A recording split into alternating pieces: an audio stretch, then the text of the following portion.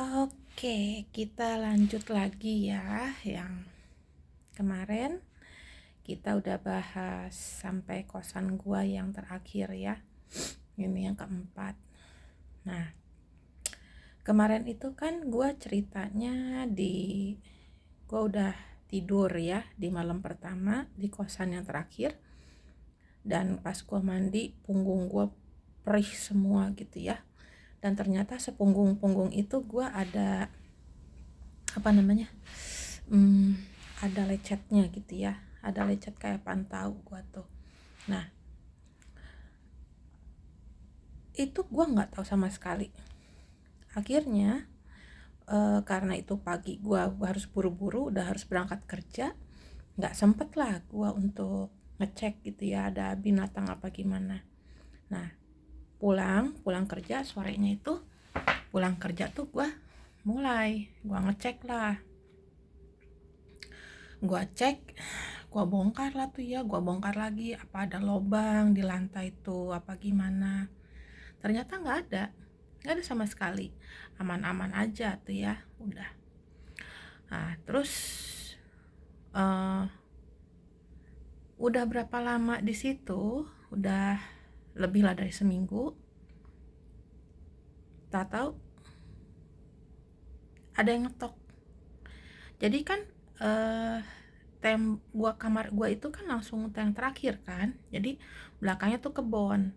Karena di apa, antara pintu kamar gua sama pintu kamar mandi itu ada kayak lorong gitu ya, kayak ada lorong. Nah ke kanan itu jadi ada, yang kemarin gua cerita ada nako yang ada anginnya itu, nggak bisa ada angin jadi buat cahaya, jadi nggak gelap gitu kan.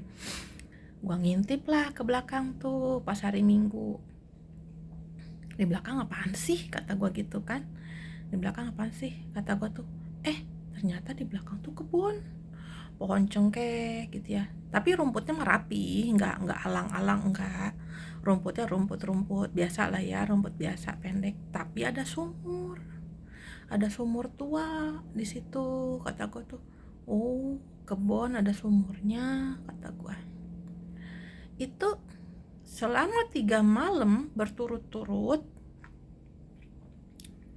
itu tembok itu diketok, yang dari kebun tuh diketok, tok tok tok gitu ya, 3 kali tuh, tok tok tok jeda, tok tok tok jeda lagi, berhenti lagi, tok tok tok, udah gitu kan.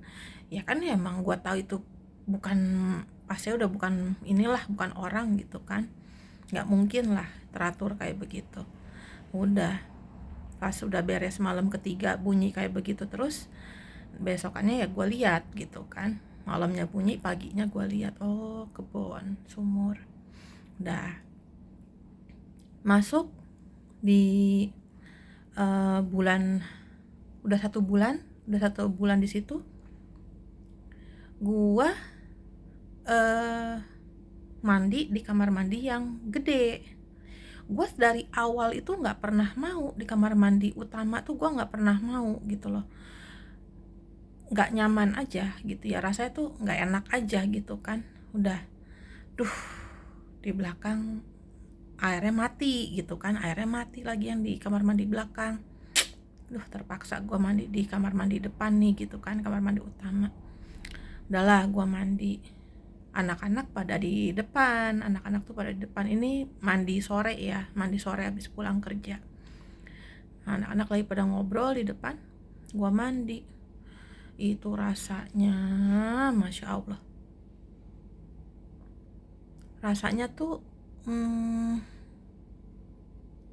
apa namanya, kayak ada yang mau keluar gitu loh dari sumur gitu ya, ada kayak yang mau keluar dari sumur.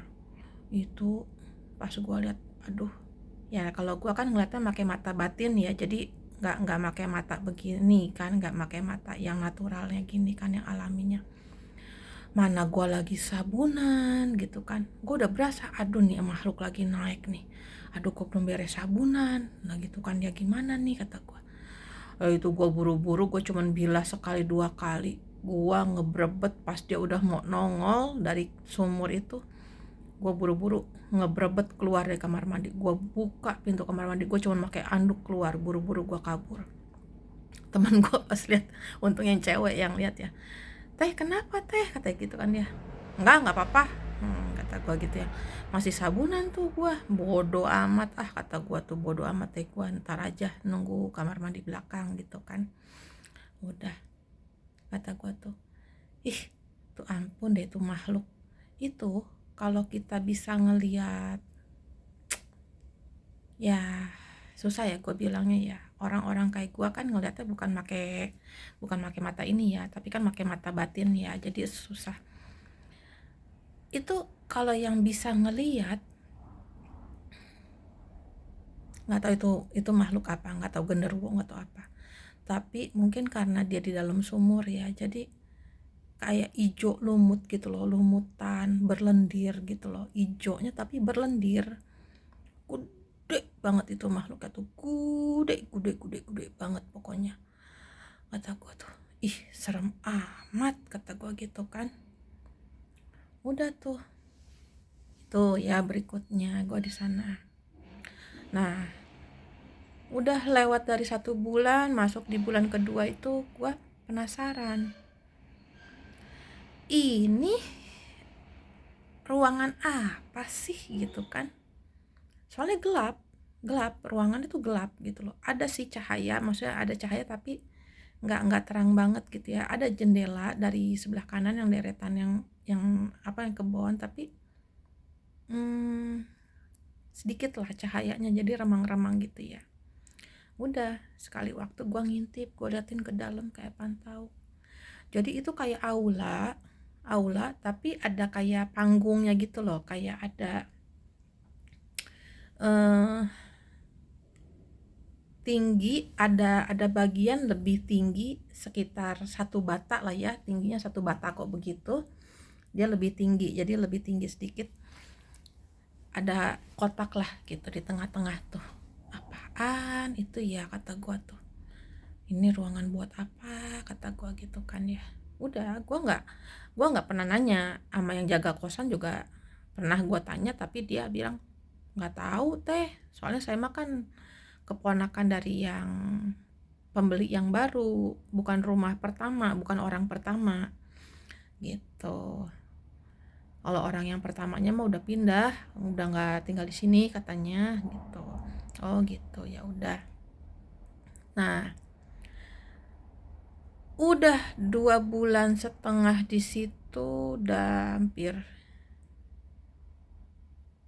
ya mungkin udah lebih lah ya, ya udah 2 bulan setengah lah ya, udah 2 bulan setengah di situ.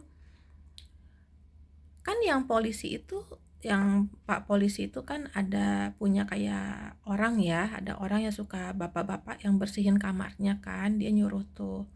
Jadi enggak tiap hari dateng, jadi ya enggak tentu lah ya, si bapak tuh kadang pagi, kadang sore datangnya, enggak tentu lah, mungkin gimana disuruhnya sama si polisi itu.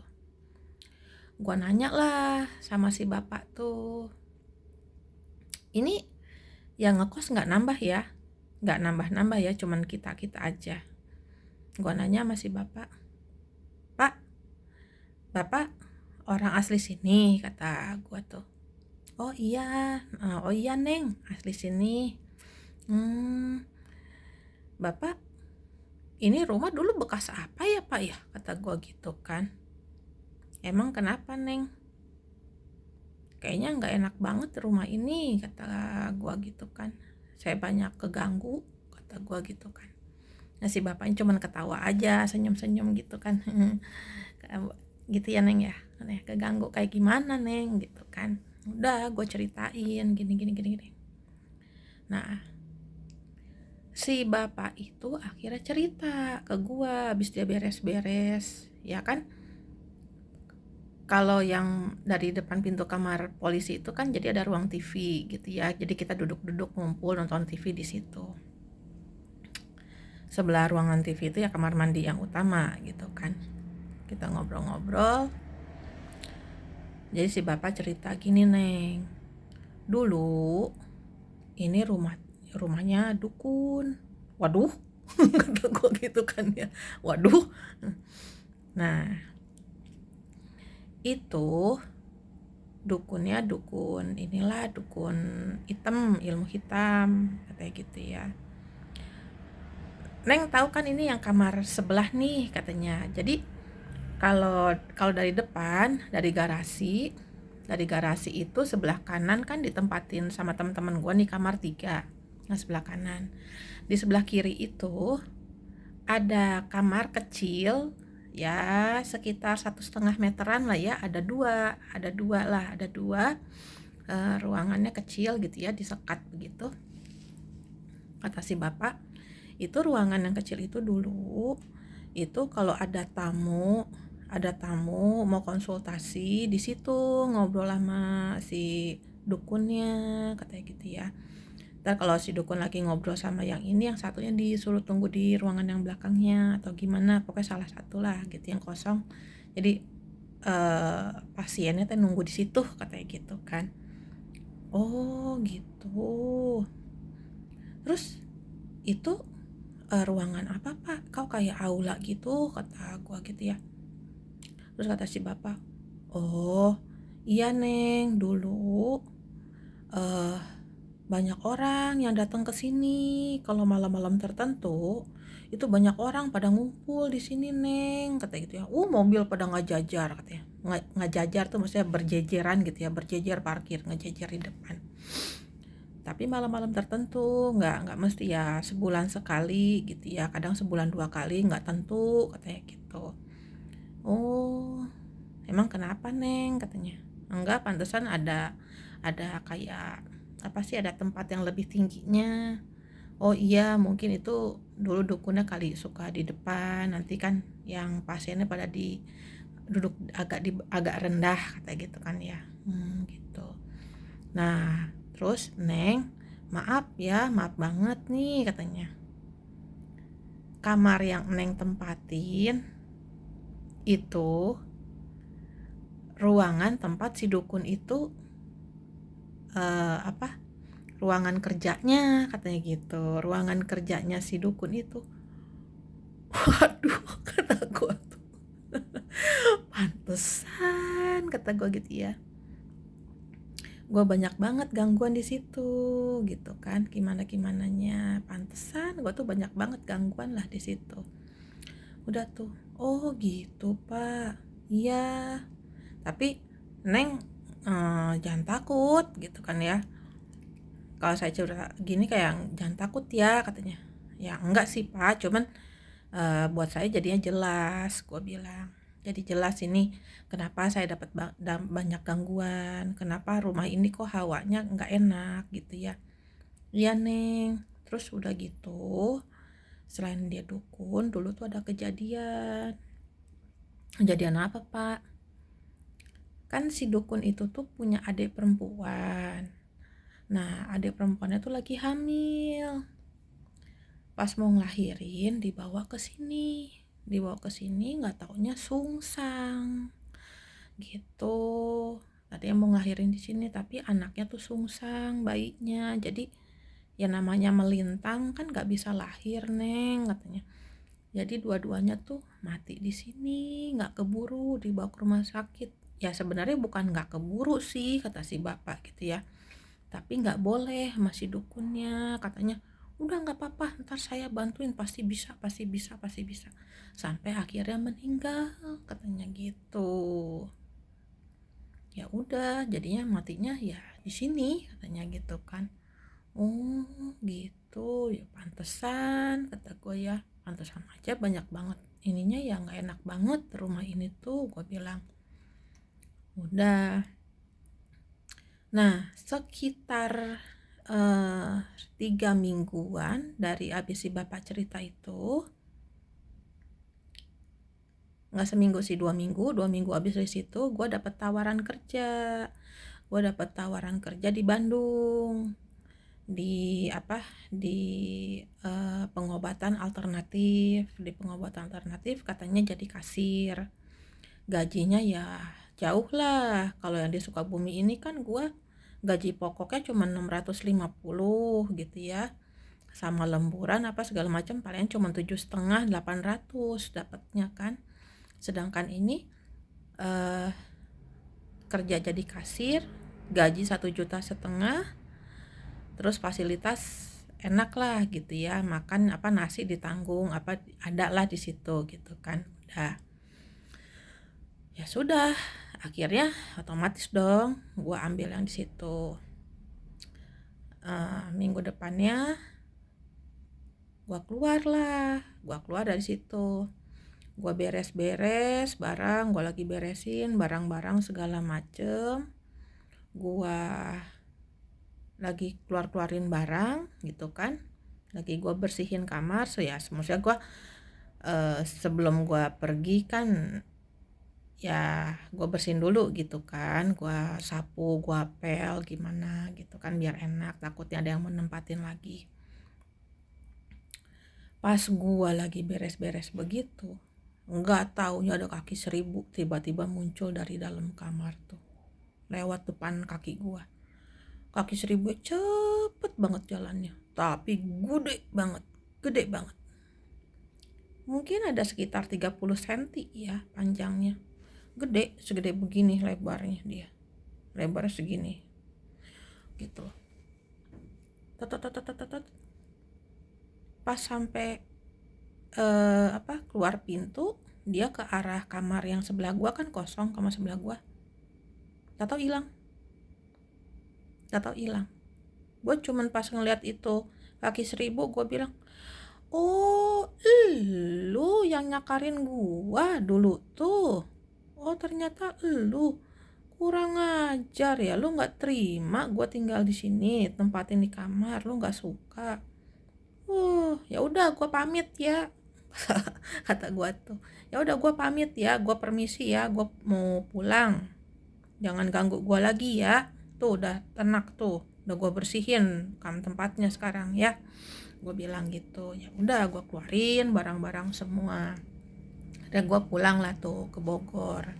Gua kan emang lahir gedenya di Bogor ya, kayak begitu. Udah tuh gua pulang ke Bogor. Nah, di sini gua ada tambahan cerita. Gua lupa cerita nih waktu gua di kosan pertama. Di kosan pertama ini emang nggak ada kejadian yang aneh-aneh dari kosan, nggak ada sama sekali, kecuali suka mati air, kehabisan air, ya itu horornya. Nah, jadi posisinya itu kan gue di lantai 2 kan kamar, jadi naik tangga itu langsung belok kanan itu langsung pintu kamar, terus nanti jalan di balkon ke kamar belakang. Nah di samping kamar gua itu di kamar kedua di sampingnya lagi, jadi ada balkon lagi, jadi balkonnya letter L gitu loh, jadi kita bisa duduk-duduk lah gitu ya, madep ke alam sana gitu. Sekali waktu temen gue ngajakin, kan itu di atas itu jadi buat ngejemur baju sih sebenarnya ya, buat jemur baju, balkonnya ada jemur baju tapi ada bangku juga di situ. Teh nongkrong yuk di samping katanya gitu.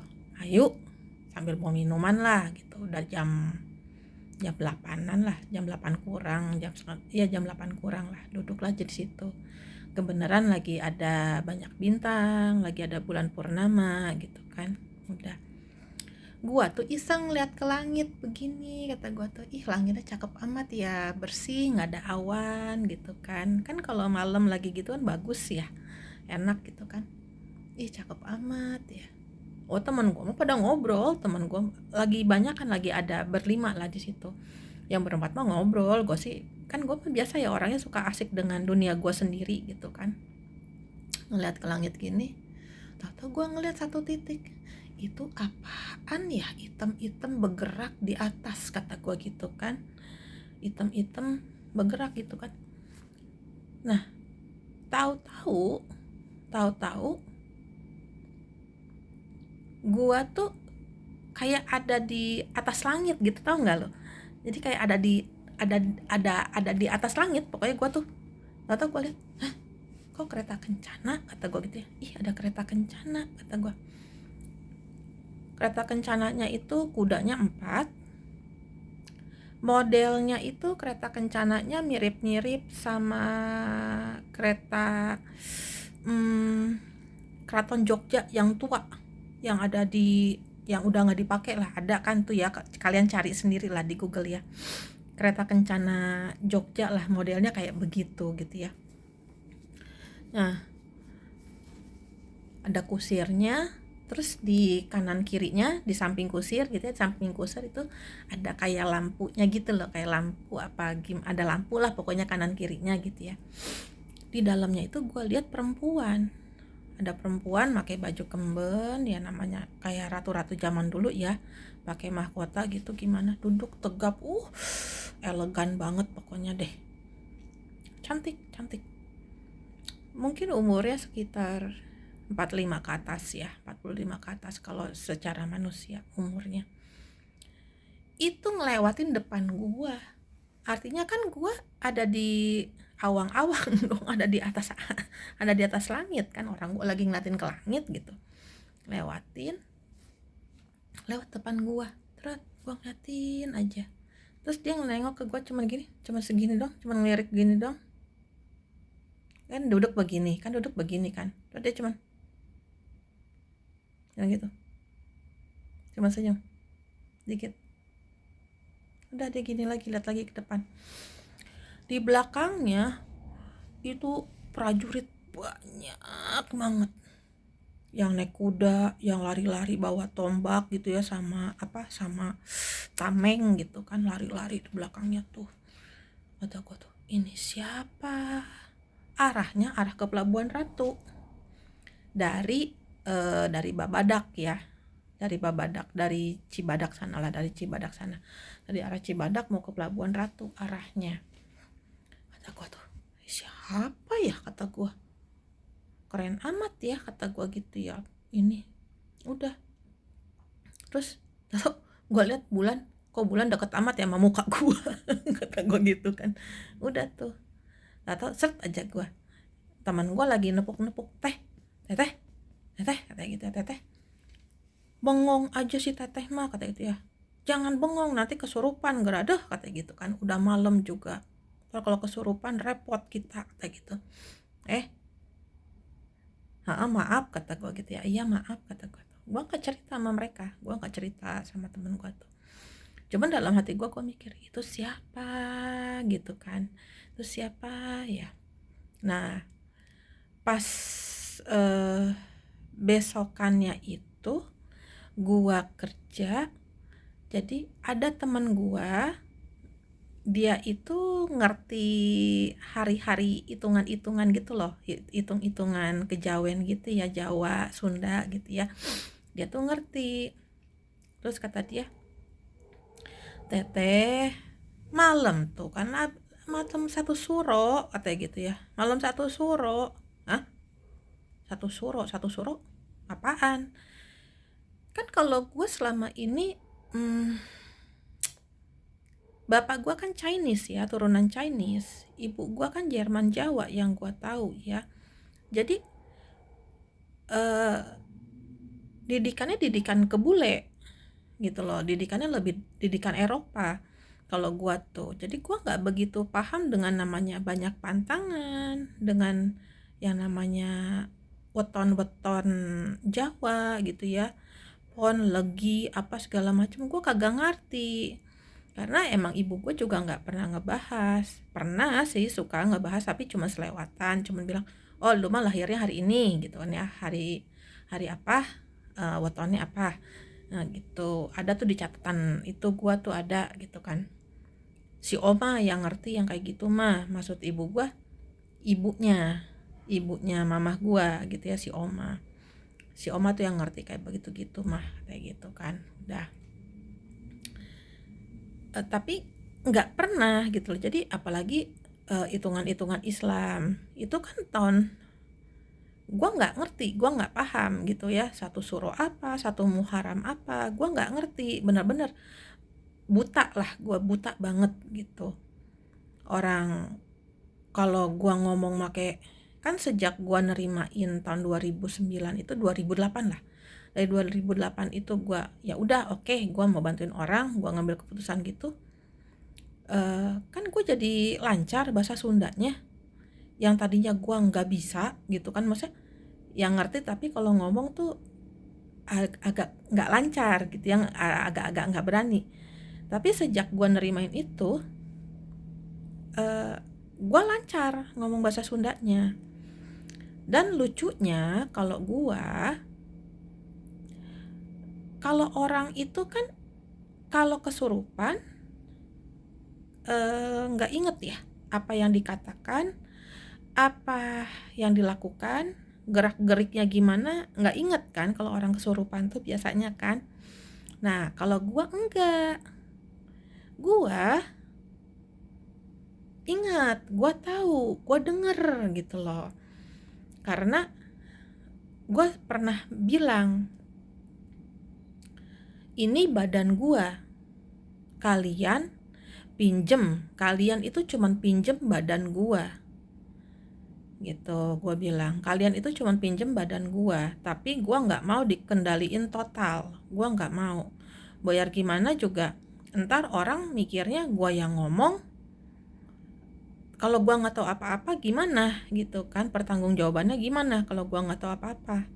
Walaupun resikonya gua kalau pas gua ditanya gua tahu, orang pasti akan bilang, oh artinya tadi dia mah bisa-bisanya dia aja tuh yang ngomong gitu ya, laga-lagaan dia aja tuh ngomong tuh kayak gitu kan.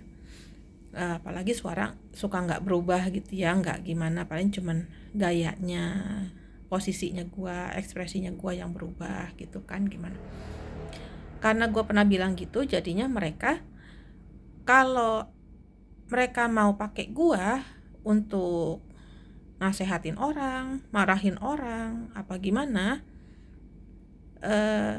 gua tetap denger gitu loh, gua tetap sadar. Suara gua kalau mereka yang bicara, suara gua itu ketahan di sini, ketahan di dada. Dan kalau gua udah bilang, udah cukup gitu ya, di dalam pikiran gua bilang, udah cukup, sekarang gua yang ngomong, gua mau ngomong. Kita berantem tuh di dalam pikiran. Enggak, saya belum kelar bicaranya. Itu ditahan di sini suara gua. Sakitnya. Sakit banget dada tuh.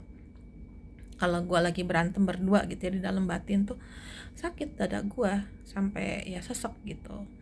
Kayak gimana? Makanya kadang-kadang ya seringnya juga gua kalau habis mereka nyerocos kayak pantau, marah-marahin orang, pasti udahannya gua bilang, maaf ya, saya nggak maksud begitu, gue bilang, saya nggak maksud bilang kayak kasar kayak begitu, marah-marah kayak gitu, gini. Kalau yang ngerti sih ya alhamdulillah, kalau yang nggak ngerti ya sakit hati, yang ngambek sama gue.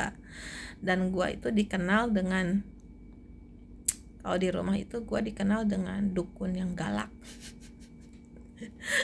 Orang tuh jarang yang berani datang ke gua nanya minta nasehat gimana gitu ya, jarang yang datang ke gua untuk, karena mereka kebanyakan takut, si mama saya nama galak kalau ngomong gitu ya, kalau udah marah-marah udah ngoceh galak katanya gitu. Ya emang galak, jangankan ke kalian, ke gua aja, ke kalian mah mereka masih ngerem, ke gua mah lebih galak lagi gitu loh. Nah kayak begitu jadinya. Ini perjalanan gua di Sukabumi ya. Dari sini gua kan loncat ke Bandung. Nah di Bandung ini juga gua ada cerita lagi di tempat kerja gua yang baru nanti. Ada cerita lagi dimana ya kalau buat gua sih ya lucu-lucu aja gitu ya, kayak begitu. Nanti ini makin ke depan, nanti ada satu cerita di tahun 2012 itu gua lama banget lah ngobatin orang tuh, bantuin orang itu lama banget, sampai sekitar 2 bulanan lah, 2 bulan 3 bulanan gua tempur itu di situ. Cuman ya nantilah gitu ya, nanti gue ceritain kok berlanjut lagi. Untuk sekarang kisah yang di Sukabumi udah beres ya. Nah jadinya kalau kalian nanya siapa yang itu putri atau ratu atau apa yang di kereta kencana itu siapa, gua nggak tahu siapa. Bisa jadi itu Nyai, bisa jadi itu tamunya Nyai gitu ya. Jadi gua nggak tahu itu siapa. Ya mungkin nanti ada hubungannya dengan gua lagi nanti ke depannya, di berapa tahun ke depannya nanti gitu loh. Nah sekarang gua udahin dulu. Gua udah juga bilang sekilas bahwa gua bukan orang yang paham dengan pantangan, bukan orang yang paham dengan hitungan-hitungan weton, hitungan-hitungan apalah tetek bengek segala macem. Gua nggak ngerti, tapi nanti kedepannya gua akan paham dengan sendirinya, dimana semua ilmu yang sekarang ini gua berbagi dengan kalian ini gua dapet bukan dari hasil berguru dengan orang, bukan hasil belajar nyari gitu ya, nyari guru terus nanti sama guru disuruh meditasi ini, suruh meditasi itu, suruh makan ini, makan itu, puasa ini, puasa itu. Enggak sama sekali. Inilah kalau medium gitu ya. Medium itu dipakai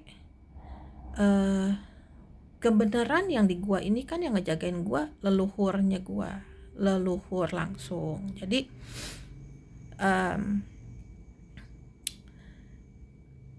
itu apa ya, ilmunya nggak perlu nyari gitu loh, karena akan timbul dengan sendirinya. Ilmunya ini akan timbul dengan sendirinya, dimana gua ngedoain orang. Kalau orang-orang yang belajar itu kan harus ngafalin mantra-mantra ya segala macem. Gua enggak. Nanti itu akan keluar sendiri. Kalau kalian bertanya itu bahasa apa, gua nggak tahu. Sampai hari ini gua nggak tahu. Kalau kalian nanya artinya apa, gua juga nggak ngerti. Bahasa apa aja gua nggak ngerti. Ditanya artinya apa, gua nggak ngerti. Karena itu tadi, mereka pakai mulut gua dan gua nggak bisa ngerem. Gua nggak bisa ngerem mereka. Kalau mereka udah lagi doa, lagi bacain orang gimana, gua nggak bisa ngerem. Kalau mereka lagi kerja, gitu loh. Itulah medium.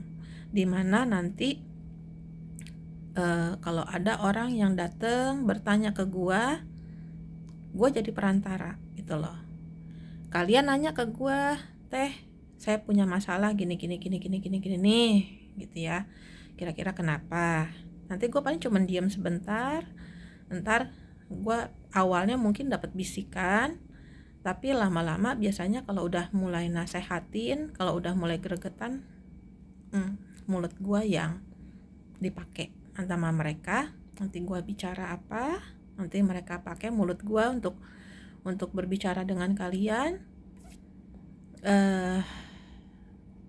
Nanti di situ kayak kebaca lah, kalian tuh dibacain lah, kalian tuh gimana orangnya, gini kayak begitu. Dimana kan gua nggak kenal dengan kalian ya yang datang ke gua. Jadinya ya nanti juga kalau yang udah tahu gua akan tahu lah kalau gua udah ekspresi muka gua gimana, mata gua gimana, posisi duduk gua gimana, itu bukan gua banget gitu loh. Kalau udah mereka yang ngomong itu bukan gua banget. Gua ada satu temen di Bogor itu, dulu gua deket sama dia, temen deket gua, dia udah hafal betul kalau gua duduknya begini, gayanya gua begini, itu siapa yang datang, yang masuk ke gua. Kalau yang begini siapa yang datang, dia udah hafal, dia udah tahu kayak begitu. Nah nanti kita lanjutlah ke sana ya. Ini gua sepil sedikit-sedikit supaya kalian ngerti dulu gitu ya, kalian tahu dulu. Kok gue bisa tahu apakah gue belajar apa enggak gitu loh. Dari mana gue bisanya, ya gue juga nggak tahu gitu loh ya. Kemarinan kan di awal-awal udah gue spill ya, gue masih keturunan dari mana, tapi kan itu bukan gue yang ngaku-ngaku gitu ya. Setiap gue ke orang pinter ya, pokoknya gue nganterin temen dari dulu, setiap gue nganterin teman-teman gue ke orang pinternya nanti itu lebih tertarik ngobrol sama gue, dan mereka pasti bilang, si Neng mah masih turunan ini ya, Cirebon Kuningan katanya gitu. Cirebon Kuningan, gue sampai bingung, Cirebon Kuningan dari mana gitu kan. Karena yang gue tahu kan ibu gue keturunan Jerman Jawa. Lah Cirebon Kuningan kan bukan Jawa, masih Jawa, maksudnya masih Jawa Barat sini gitu kan. Bapak gue juga Chinese, dari mananya gitu loh. Tapi nanti ini gue sepil kayak gini di awal karena nanti akan terus nyambung ke depannya. Ini gue bertahap dari tahun ini gitu ya. Jadi bertahap dari 2008, 2009, 2010 gitu kan. Nanti nyampe ke 2012 itu gimana-gimananya gitu kan. Dimana gue baru tahu gue siapa gitu kan. Gimana itu nanti kedepannya banyak lagi lah pokoknya. Sampai hari ini nanti akan gue ceritain satu-satu. Makanya gue bilang perjalanan gua ini panjang. Ini bakalan banyak partnya gitu loh, bakalan banyak part-partnya, nggak tahu sampai part berapa gitu ya. Ya kalian sabar-sabar aja. Kalau kalian ada yang mau nanya, ya mungkin nanti gua akan bikin juga video juga mungkin untuk ada penjelasan apa-apa yang di luar perjalanan gua ini ya. Mungkin gua juga akan ada ngasih nasihat, akan ngasih tahu apa itu susuk, apa itu santet, apa itu yang gimana-gimananya. Nanti akan gue juga mungkin nanti akan bikin video kayak begitu di luar cerita yang part ini. Oke? Bye bye.